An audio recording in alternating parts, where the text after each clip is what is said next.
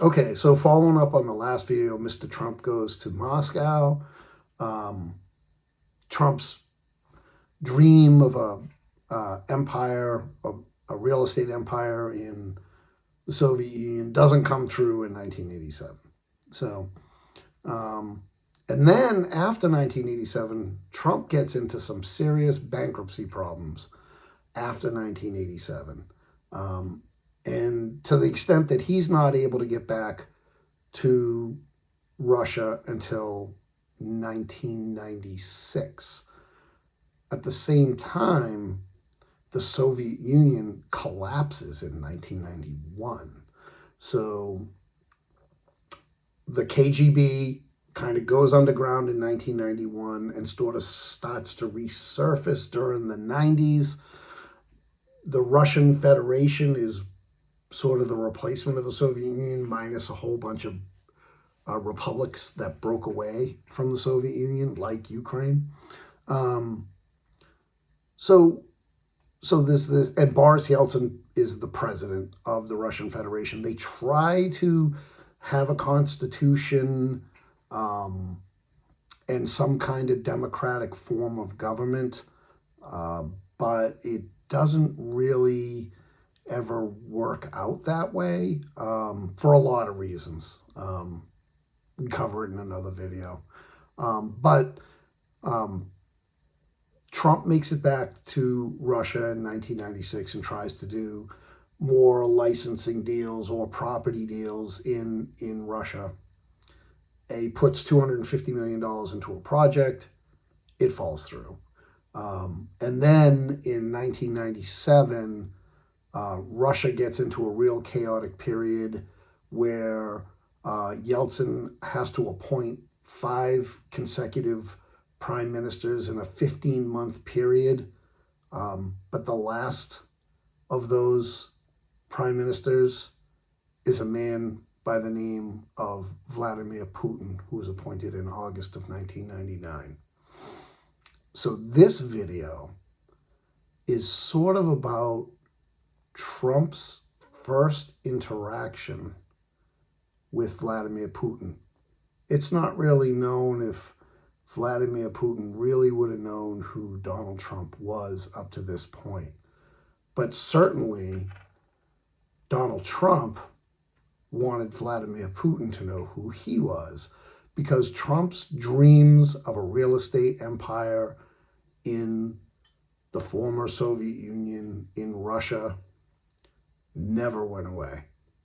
So this is a story of sort of Trump's way of connecting, of ingratiating himself to the powers that be in Russia. Vladimir Putin, before he became prime minister, was the deputy mayor of St. Petersburg. There was also a woman from St. Petersburg. Her name was Oksana Fedorova, and she was competing in the Miss Russia competition in 2001 or 2002.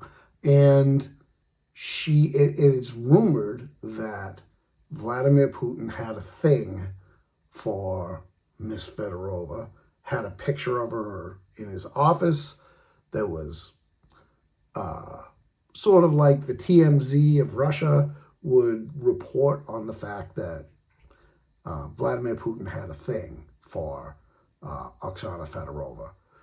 Problem was, Oksana Fedorova also had a boyfriend by the name of Vladimir Golubyev, who was a Russian gangster out of St. Petersburg, who was closely associated with the building trades, specifically a company called Adamant that was had $500 million in profits per year at the time, and at a huge construction firm.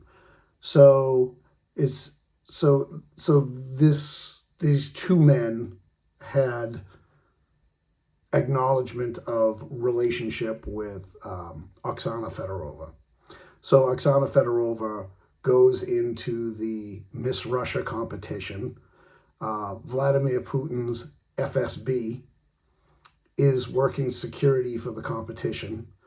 And no surprise to anyone, Oksana Fedorova becomes Miss Russia. And basically the newspapers, and at this time there was some independent journalism that existed in Russia. And the newspapers were reporting that widely, as a matter of fact, it was picked up by the Telegraph in London, that Putin had fixed the contest so that that Fedorova would win. And it would basically have been very unwise for any of the judges to vote against Miss Fedorova for obvious reasons. And this was reported in London. And the thought is that if you are interested in the Russian real estate market and you're interested in ingratiating yourself to the powers that be in Russia, that might be something that you'd be interested in knowing, especially if you were the guy that owned the Miss Universe contest, as Donald Trump did back in the early 2000s.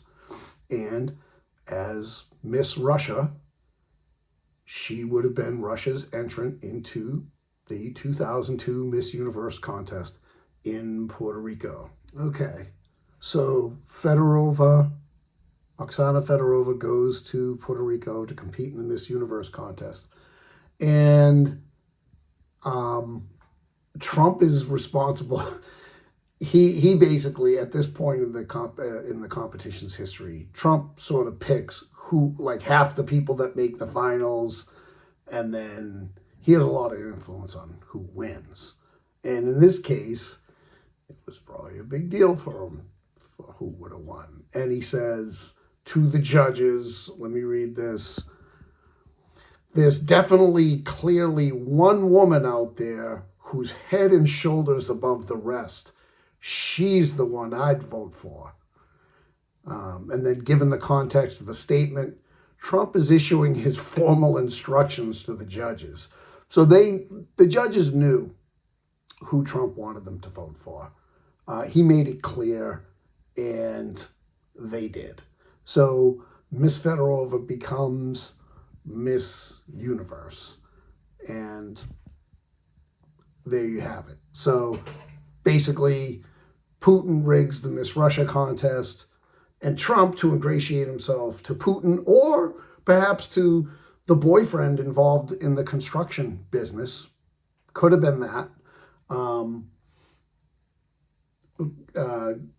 But he basically fixes the Miss Universe contest to make Miss Fedorova Miss Universe. And then he winds up having to fire her from, she doesn't even serve out her term.